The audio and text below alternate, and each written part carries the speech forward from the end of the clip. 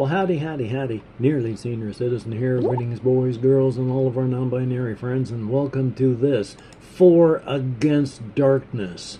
Not just that, here's my notes, and you notice this says entrance on it, but there's nothing on the notes in Scratch for that. But if we come over here, son of a gun, here is the entrance. Yes, indeed. I have a lot of these things already set up to go here. In fact, that was the wrong way to do that one. I need to get rid of that.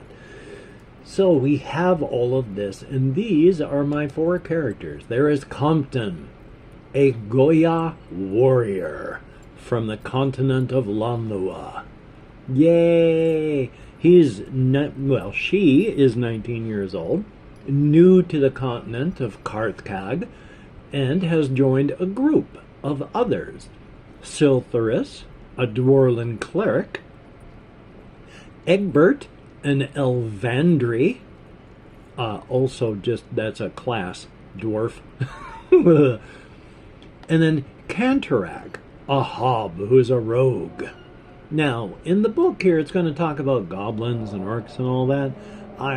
Those are different names because over in the context of this game, a hob is would be considered a type of orc by this game, or hobgoblin, or goblin, but they're not.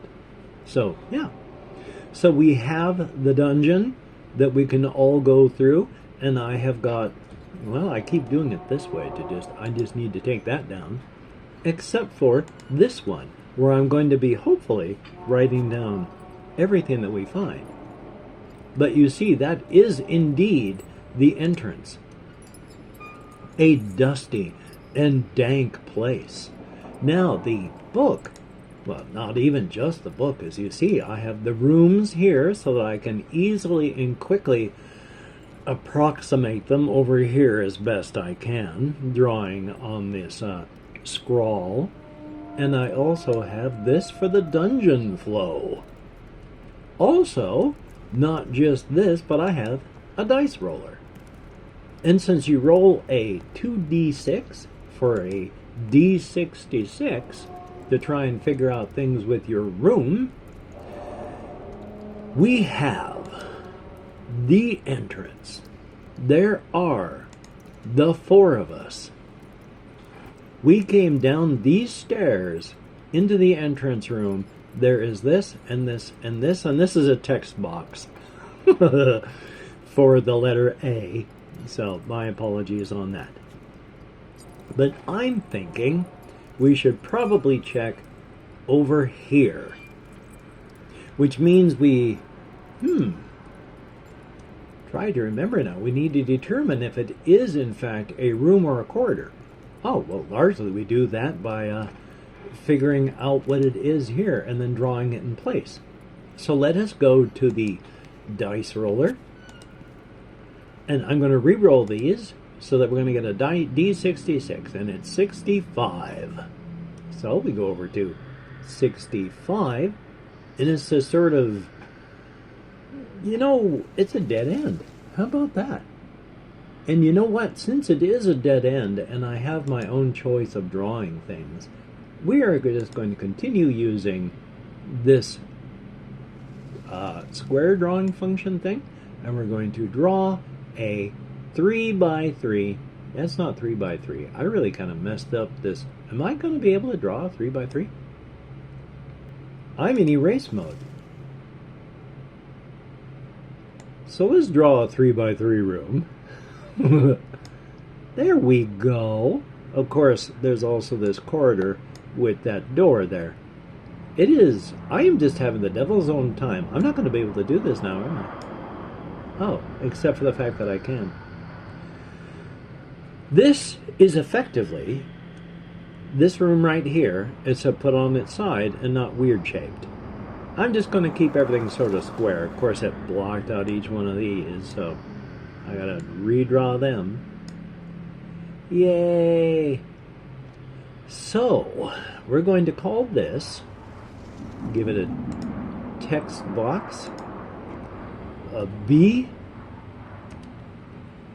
and then move the B up into the middle, And now let us come back to this, because we have the dungeon flowchart.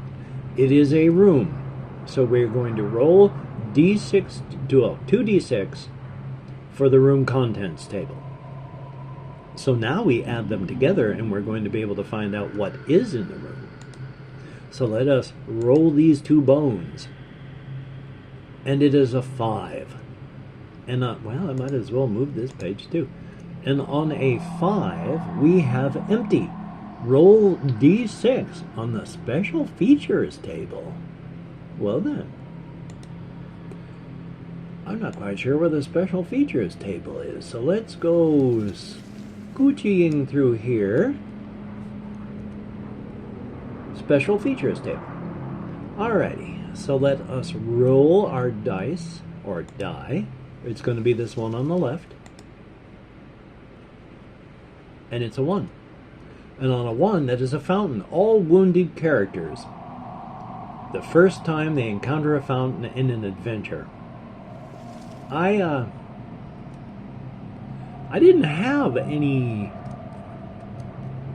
wounded characters, so B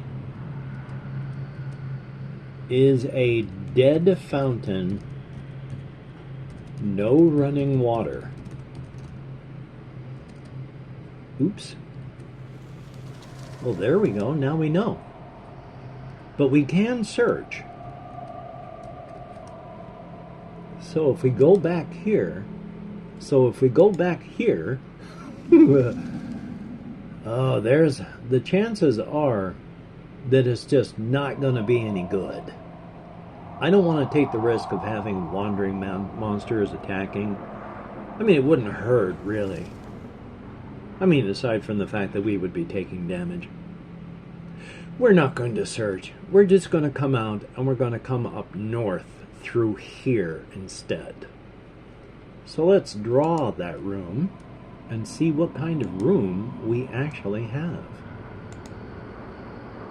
And it is, 66.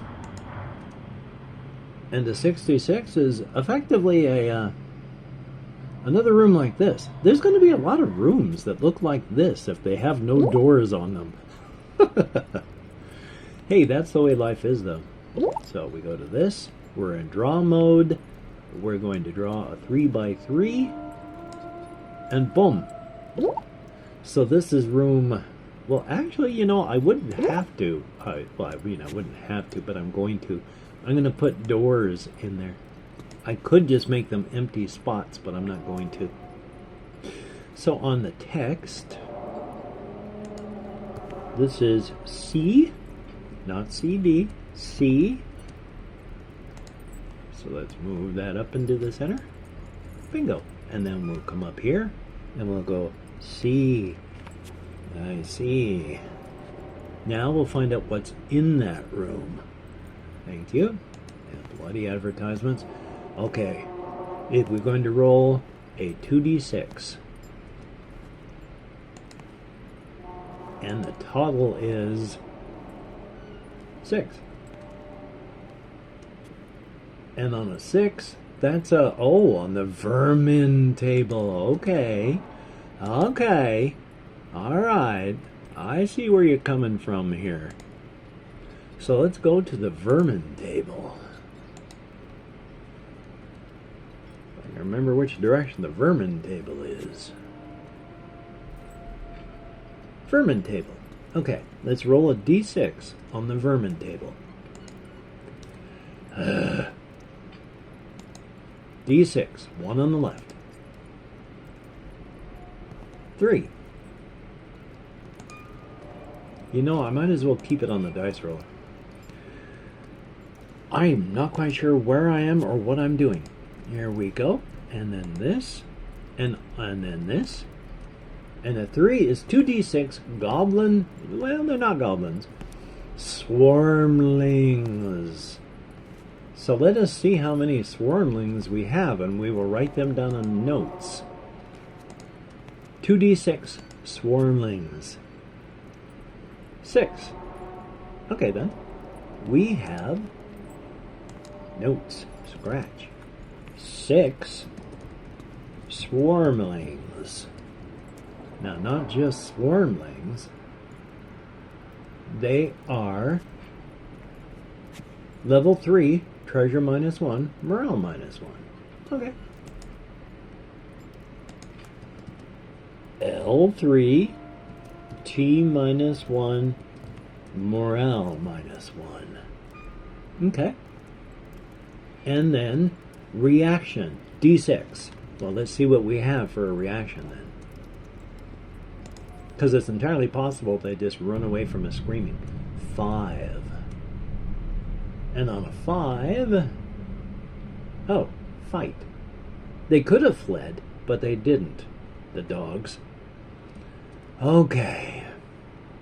So first off, well, you know what? We're going to bring up this one, and then we're going to bring this back, and then we're going to bring this back just for the moment. Because all of us are going to attack first, but we're going to go individually, one by one. We're going to start with Compton. Compton is attack +2. So Compton is going to roll and attack, which would make sense. Add 2 to this, and it's 4. That breaks the level of 3.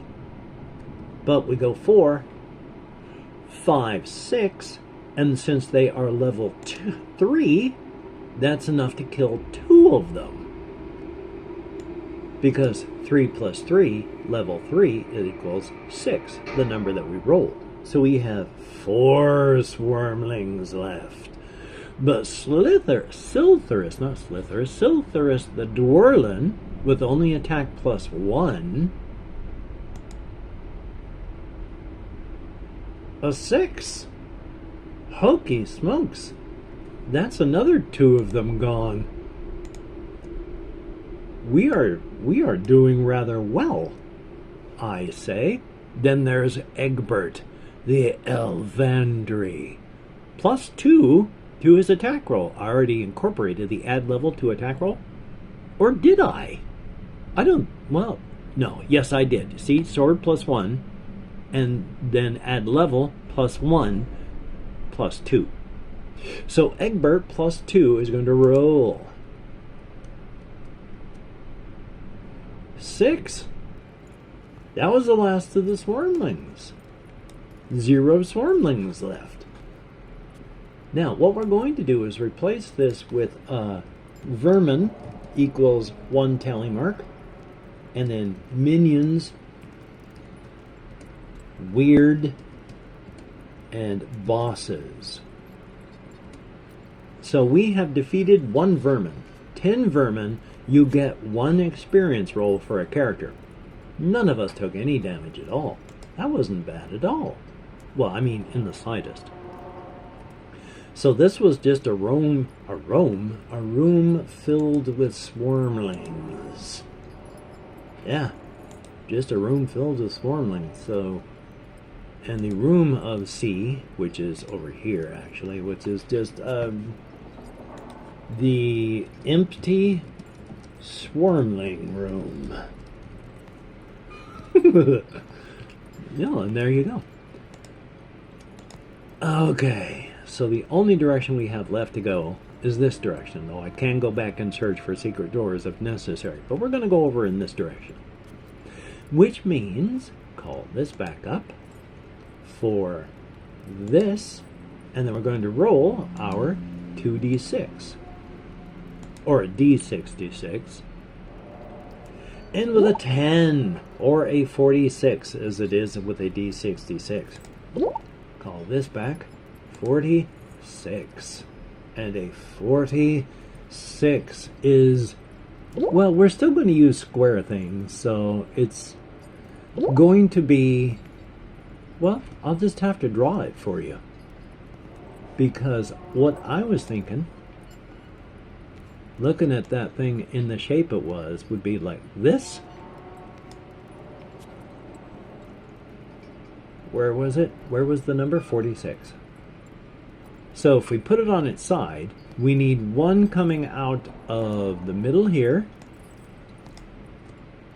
and 1, well, we can't put it here, so we'll put it over here. And then we'll put doors,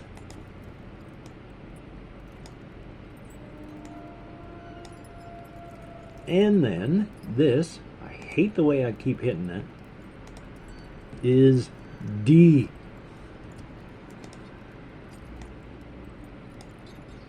And then we take a look at what D is. Because it is it is, after all, a large room. So let us roll our 2d6.